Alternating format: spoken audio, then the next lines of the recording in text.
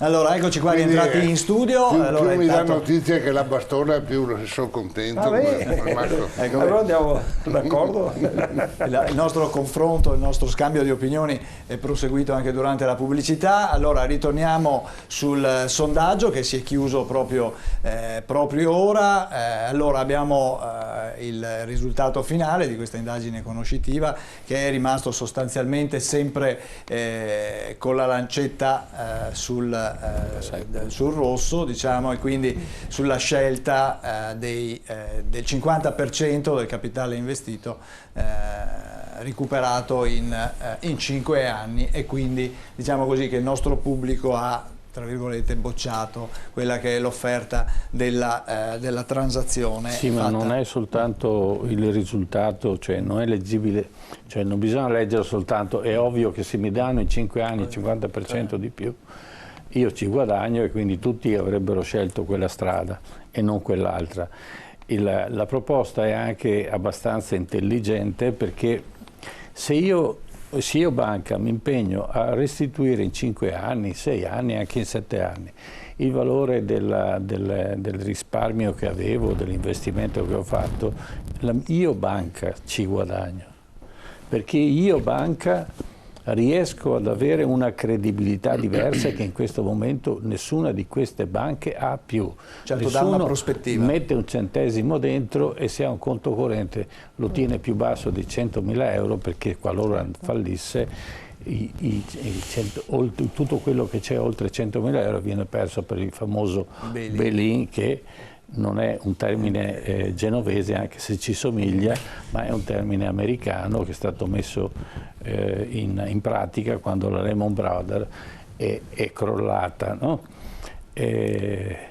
Allora, questo è il concetto, che non è stupido, non ti do di più, ti do di più nel tempo, ma ti consento anche di aumentare la mia credibilità.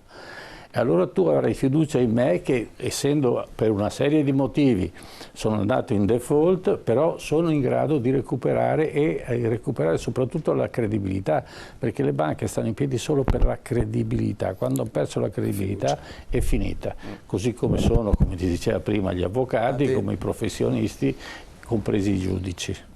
Certo, abbiamo un telespettatore che è in attesa, il signor Gino. Buonasera signor Gino, lei chiama da dove? Buonasera, io chiamo da Donata di Portoviro. Prego, cosa voleva dire? Senta, mio padre tanti anni fa si è dimenticato il libretto in banca.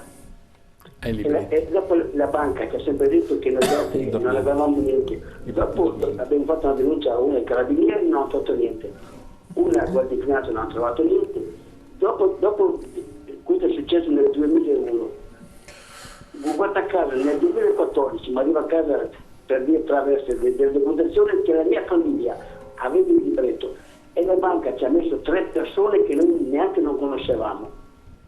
Capisci? Cioè, i soldi sono spariti. Io ho trovato le persone e ho detto: noi in banca lì siamo mai stati clienti. Allora il direttore mi ha fatto fare una lettera, cioè la Guardia di Finanza andò alla casa madre qui in Veneto e disse che noi non eravamo mica clienti.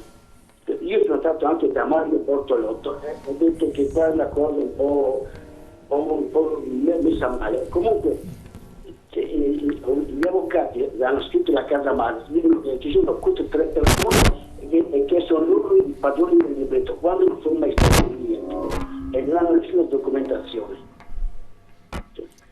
Capisci? Cioè, io ho sentito in un'altra trasmissione che dice qualcuno che la banca ha l'obbligo di darti tutta la documentazione fino al 1942. È vero questo qua, signor Alfredo? Ok, grazie. Un attimo solo, abbiamo anche il signor Ernesto, raccogliamo alcune dopo rispondiamo a tutti e due. Signor Ernesto, buonasera, lei chiama da dove? Buonasera, chiamo da Udine, provincia di Udine. Prego. Senta, io sono un azionista del Popolare di Vicenza. Sì. Nel 2014 il mio promotore finanziario mi ha fatto disinvestire una cifra molto molto grossa di un BTP. Nel mese di marzo ho sottoscritto il primo contratto di 100 azioni per diventare socio. Dopodiché nel mese di agosto mi ha fatto disinvestire questa cifra molto grossa e sono diventato un grosso azionista popolare di Vicenza. Però mi trovo nel primo contratto delle 100 azioni, l'operazione risulta appropriata al profilo del cliente, eccetera, eccetera, va bene. Nel secondo invece, la cifra grossa, l'operazione risulta non appropriata al profilo del cliente. Però io ho firmato perché chiaramente la macchina è venuta fuori dal computer e ho firmato. Cioè ho la possibilità di recuperare, dato che anche negli ultimi 2 anni da Consob, da Banca d'Italia, eccetera. Io sono seguito da Fede Consumatori, però dall'avvocato sono andato in privato, ho già fatto denuncia in procura. Ho la possibilità di recuperare qualcosa, posso chiedere un consiglio ai suoi ospiti? Certo, signor Ernesto, gentilissimo. Adesso le rispondiamo. Grazie a lei e ai suoi ospiti. Grazie, gentilissimo. Abbiamo ancora anche la signora Michela che è in attesa. Buonasera signora Michela. Buonasera a lei conduttore, all'editore e agli ospiti. Prego. Io volevo semplicemente dire che abbiamo dei tedeschi che vengono giù a Caorle d'estate e sono venuti in questi giorni e ci hanno detto che guardate che in Germania non si sta poi così tanto bene, ci sono problemi e povertà che avanzano anche in Germania, e questa è la prima considerazione. La seconda considerazione, a mio modo di vedere, dovrebbe essere che la regione del Veneto si costituisca a processo parte civile, perché io credo che al di là dei vertici delle banche, Banca Popolare di Vicenza e Veneto Banca, al di là dei vertici ci siano altri colpevoli, forse con meno colpevolezza, però ce ne siano altri e sono tutti i direttori delle filiali delle banche. I direttori sono responsabili perché collusi, forse non in grado elevato come i vertici, però sono molto collusi e colpevoli. E chiedo anche se è possibile una trasmissione, e questo lo chiedo all'editore da un'altra cosa, di fare una trasmissione sulla sanità veneta e sulle mense degli ospedali veneti che sarebbero date ai privati come quel che ne consegue e quant'altro, e questo è un altro discorso. E volevo concludere semplicemente dicendo che la regione del Veneto ha tante responsabilità in tante cose che dovrebbero essere prese volta per volta, e quella delle banche è una delle grandi e grosse cose che dovrebbe essere presa per mano anche dalla regione del Veneto, che veramente ha a cuore i cittadini veneti. Certo, grazie alla signora Michela. Allora abbiamo da rispondere a questi 3 telespettatori. Il signor Gino rispondo per il primo. Risponde al signor Ernesto. Sì, quello di Donada. Lì si tratta di un'appropriazione indebita di un conto, però lì bisogna... no, allora il signor Gino. Quello di Donada. Sì, il libretto. Non so come si chiama. Da quello che ho capito si tratta di una appropriazione indebita e sono spariti i soldi da un conto, cioè lì bisogna seguire le tracce di dove sono andate a finire, controllare le firme di chi ha fatto l'operazione, perché lì sicuramente c'è un funzionario, se le cose stanno come dice lui, un funzionario infedele che ha firmato in nome per conto suo l'operazione. L'intestatario del libretto, giusto? L'intestatario del libretto non ha fatto nessuna operazione da quello che dice lui. Sì, esatto. Se l'operazione è stata fatta in maniera fraudolenta, è stata fatta da un funzionario di banca all'interno della banca facendo la firma falsa, e allora è lì che si va a verificare. Lui deve disconoscere la sua firma e naturalmente fare tutte le operazioni, ma se abbiamo visto che dal punto di vista penale non esce fuori, deve fare l'azione civile, perché è solo quella che gli porta a un risultato. È solo quella che gli porta a un risultato, perché l'azione penale molto spesso, come si diceva prima, ha una durata limitata, e quando sono scaduti i termini, nel caso specifico del falso, sono 7 anni e mezzo. 7 anni e mezzo finito lì. Invece se si inizia in contemporanea un'azione civile, quella va fino alla fine, fino alla sine die. Comunque sul mio sito alfredobeluco.it non fa altro che chiamarmi e io vedo quello che riesco a fare. Insomma. Le mani in coro al signor Ernesto invece da Udine, cosa possiamo dire? C'è qualche speranza? Signor Ernesto da Udine. Cioè, allora, il discorso è questo, qui in questi casi qua, allora, lasciamo perdere poi tutte le querele, contro querele che giustamente la gente ha fatto e poi dopo si vedrà, perché anche lì dopo bisognerà vedere come si arriva a contestare penalmente per poi costituirsi parte civile. Qui in questi casi qua l'azione da provare, cioè il problema è che lui il risultato non appropriato ma ha consentito a fare l'operazione perché hanno modificato il sistema di MiFID e non è così semplice dal punto di vista civilistico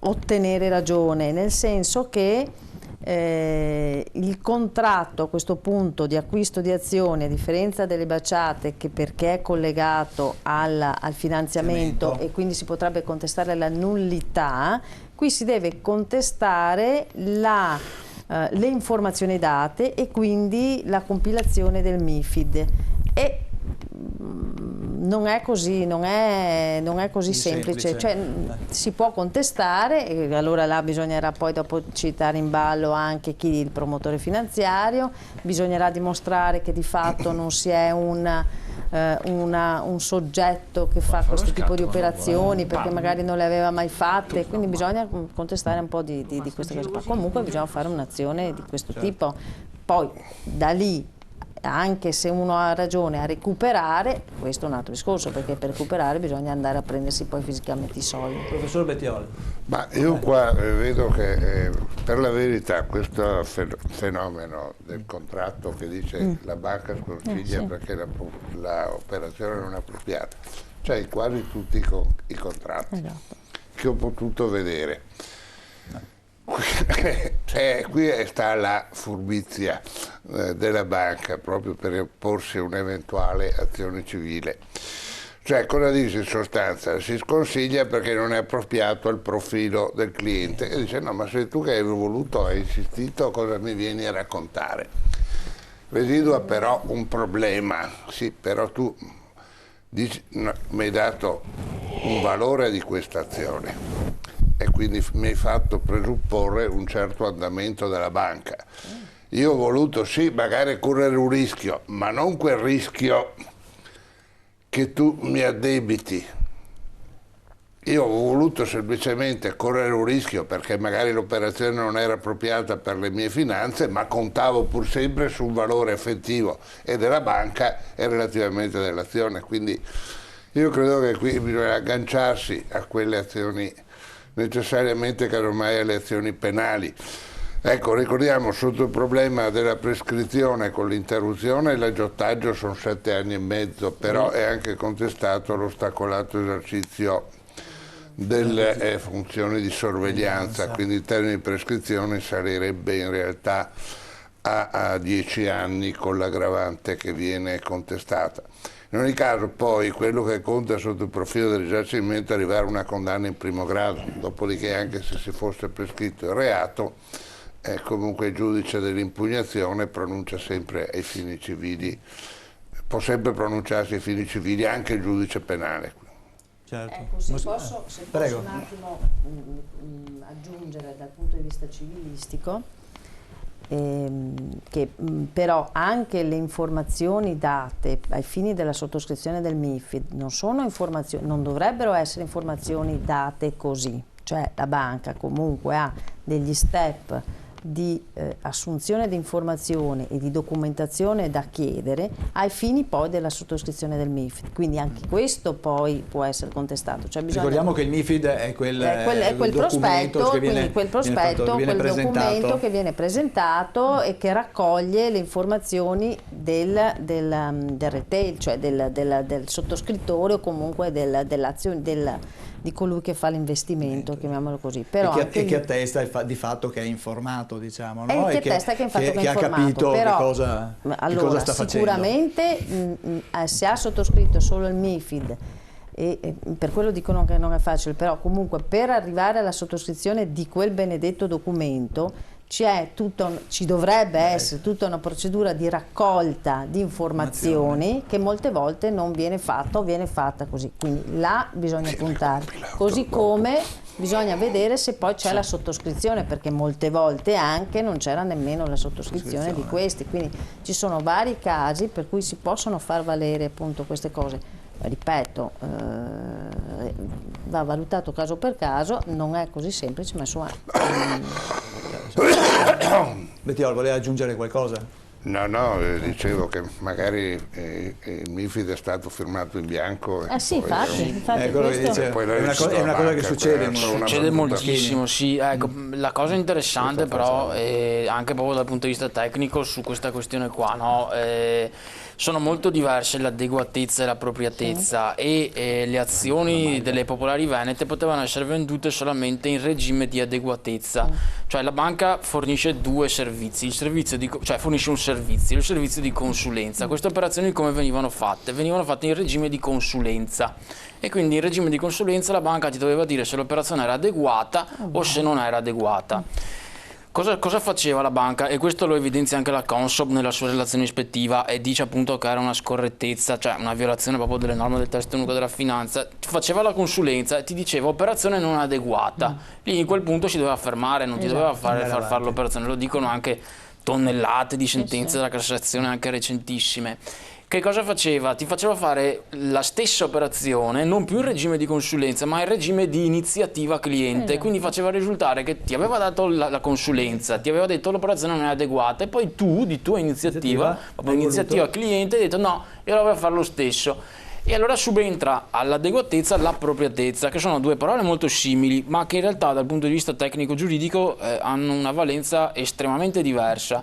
Lo dice la Consob, secondo me, quei contratti lì fatti in regime di consulenza non adeguata e poi fatti in appropriatezza, secondo me ci sono perché il problema è buone se non ottime possibilità di averlo annullamento. Era nello stesso contratto quasi sempre. Cioè 1 o 2 minuti cosa dopo. Che invece, esatto, perché cosa che invece non dovrebbe essere, per quello che dico, doveva essere data determinata informazioni, ricevute determinate informazioni, poi eventualmente fatto un altro tipo di discorso. Per quello dopo le cause appunto si innescano sul fatto che quei contratti non sono stati fatti o sono stati fatti nell'ambito della consulenza e non potevano essere firmati perché si era firmata l'appropriatezza, perché in realtà erano stati firmati nell'ambito della consulenza. Cioè è tutta una cosa un po' particolare, però insomma questo discorso dovevano fermarsi e poi dopo fare un altro tipo di evitare. Invece molte volte, anzi sempre si diceva non è adeguato, però tu mi hai già dato alle 10:02 mi hai dato il consenso, tanto questo De Franceschi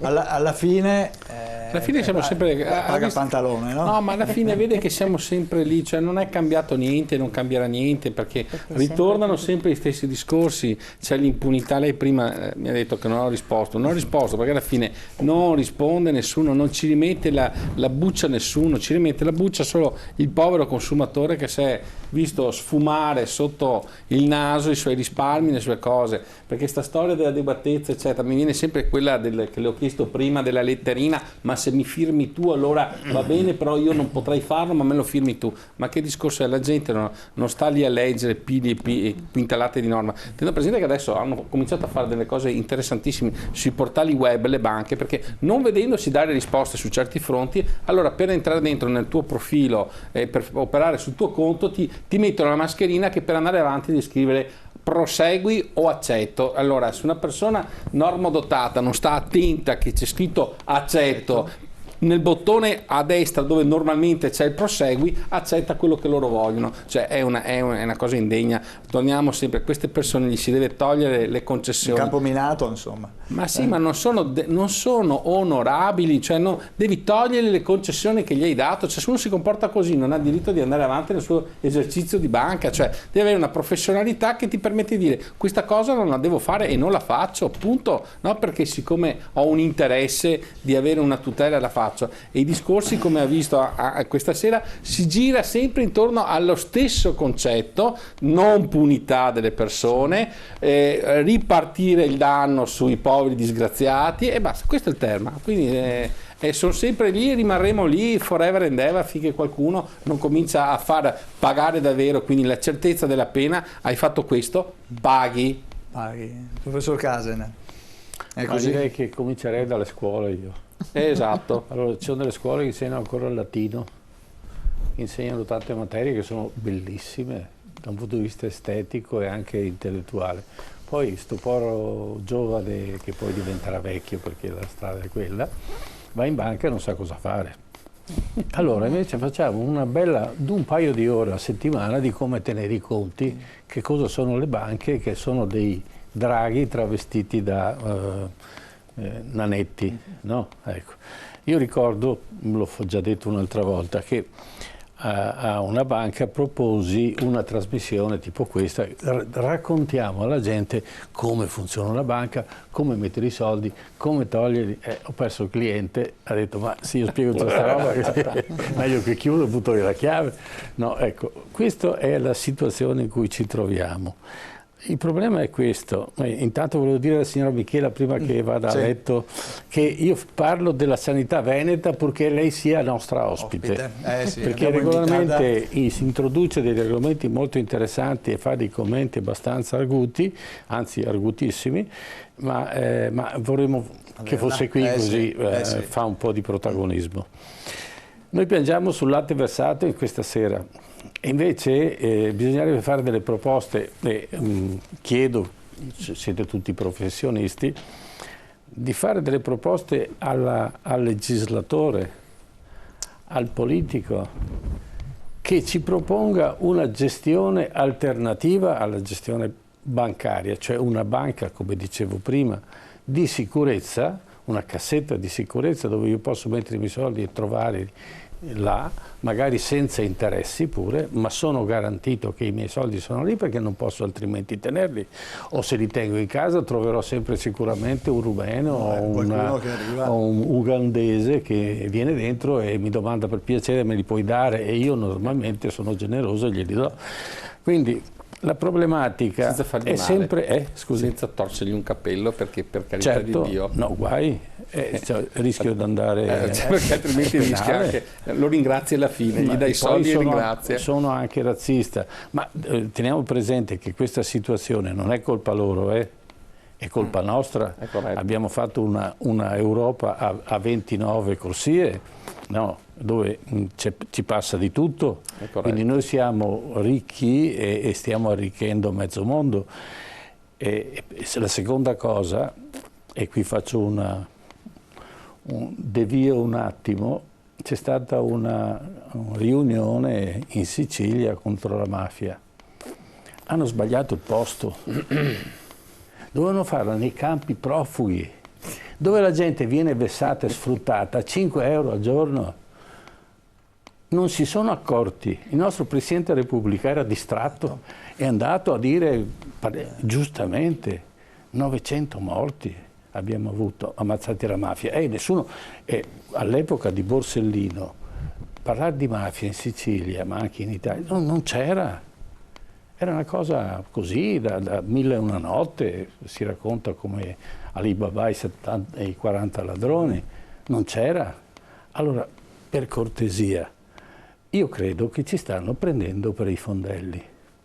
Se vogliamo parlare di mafia, e la mafia si sta arricchendo con i profughi che vengono da tutte le parti del mondo, in particolare dall'Africa, e ci fanno una barcata di soldi, prima, durante e dopo. Tutte le mafie, non solo, ma andiamo a concorrere a creare le mafie in Africa, che c'erano interessi ma non così diciamo organizzati.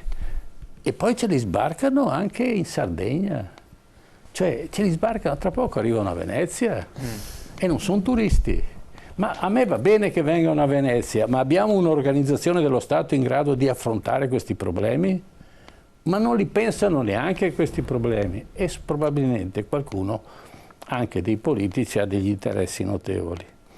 Allora, torniamo al nostro discorso dei soldi. È possibile fare una proposta semplice sulla banca divisa in due parti. La garanzia, dove io metto i miei soldi anche a 0 lire, non voglio interessi, ma voglio ritrovarli in qualsiasi momento. La banca che dice io sono bravissima, impegnerò i tuoi soldi, guadagnerai una montagna di soldi perché noi siamo abili nell'investire e io sono così cretino, vado là e mi faccio investire da una banca. E quindi può essere che, ma questa divisione io chiedo, e chiedo aiuto ai presenti, che mettano giù 4 righe da proporre ufficialmente alle varie forze politiche, se ne prendono carico e portino avanti questo discorso. Certo, allora noi siamo in chiusura, allora adesso ci salutiamo e lasciamo i nostri telespettatori in compagnia ancora di Arturo Toscanini.